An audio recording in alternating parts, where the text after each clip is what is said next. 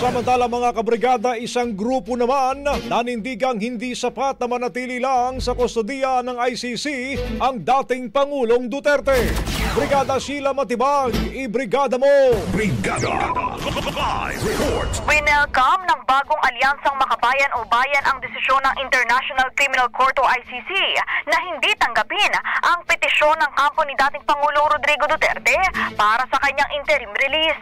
Sa isang payag, sinabi ng grupo na nagpapakita ito ng panawagan ng mga kaanak ng biktima ng madugong war on drugs na walang dapat ibigay na special treatment sa umano'y mastermind ng madugong war on drugs.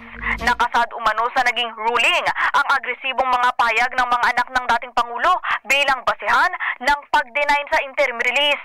Batid din umano, hindi lang ang impluwensya ng mga Dutertes kundi maging ang political machinery na nagdudulot ng banta sa mga witnesses, pamilya ng mga biktima, mga advocates ng hustisya at human rights defenders.